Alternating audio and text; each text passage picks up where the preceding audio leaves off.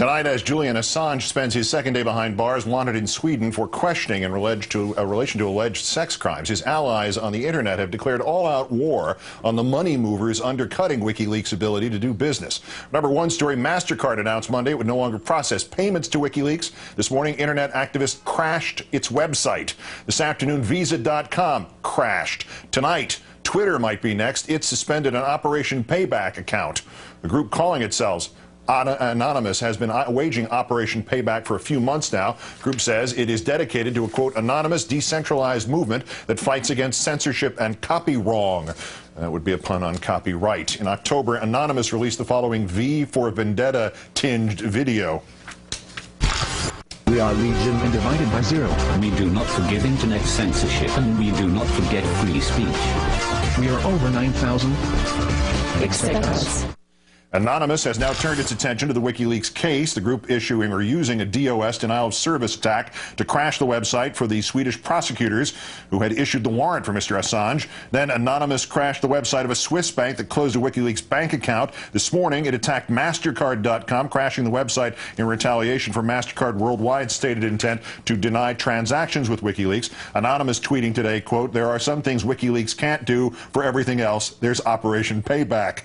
MasterCard says its customers' transactions were not affected. Visa Europe this week began suspending payments to WikiLeaks pending an investigation into, quote, whether they contravene Visa operating rules. This afternoon on Twitter, Anonymous turned its guns on Visa. We are attacking www.visa.com in an hour. Get your weapons ready. An hour later, fire, fire, fire weapons. Both MasterCard and Visa's websites back up now. The Operation Payback Twitter feed and Facebook account have since been suspended. This afternoon, WikiLeaks released a cable that may or may not be related to all this. According to The Guardian, citing State Department cables, quote, the U.S. lobbied Russia this year on behalf of Visa and MasterCard to try to ensure that payment card companies were not adversely affected by new legislation, according to American diplomats in Moscow. And then there is PayPal, the online banking site which suspended its account with WikiLeaks, which survived its own DOS attack on Monday. Today in Paris at a technology conference, PayPal's vice president, Osama Bader, was asked to explain his company's decision to suspend that WikiLeaks account. The reason, he said, a State Department letter. What happened here is on November 27th, the State Department, the U.S. government, basically wrote a letter saying that the WikiLeaks activity were deemed illegal in the United States. And as a result, our policy group had to make the decision of suspending the account. Joining me now, Jim Moore, author and of MoreThink.com, also contributor to the Huffington Post. His column today was titled, I Am Julian Assange. Good evening, Jim. Hi, Keith. The State Department alleges what WikiLeaks did blatantly illegal, and then companies like PayPal pull the plug on WikiLeaks accounts. How many things are wrong with that, in your opinion?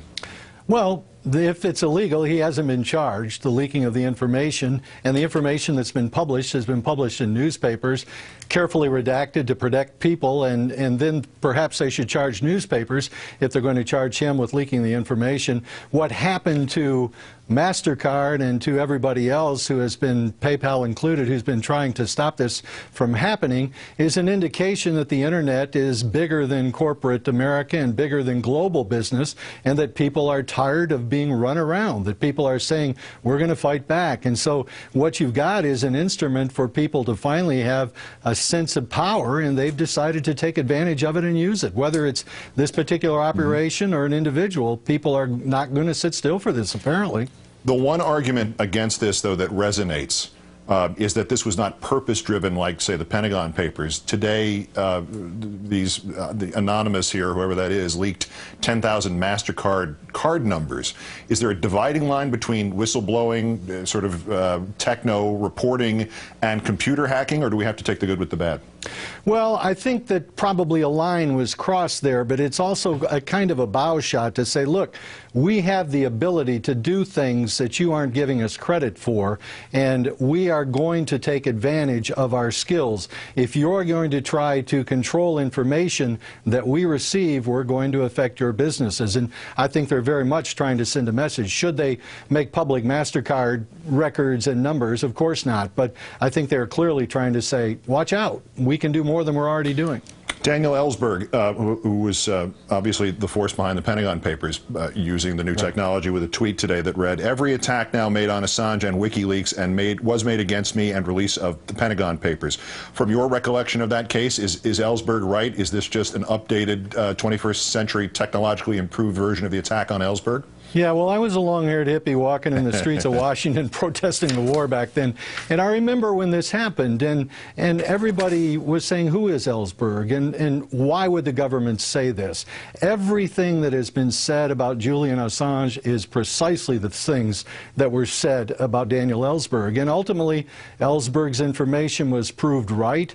The information was valuable. It helped guide public opinion, and the same thing is happening with what WikiLeaks is putting out. It's guiding public opinion. And they're trying to vilify the individual in order to shut down the process. And it's the process that's critical. It's the internet that is now the tool. This is no longer about Julian Assange. This is about the empowerment of individuals and the power of information. Now, let me just fill that out for a second. Ellsberg, they broke into his psychiatrist's office in hopes of finding information that they'd use against him, and spread a rumor that he'd had sex with his wife in front of his own children, and everything they possibly could put out, they did about him. So everything old is new again. Jim Moore, the author of Bush's Brain and the contributor to the Huffington Post, great thanks, Jim. You bet, Keith. That's December 8th, 36 days since Republicans took control of the House. Mr. Boehner, where are the jobs? I'm Keith Olbermann. Good night and good luck.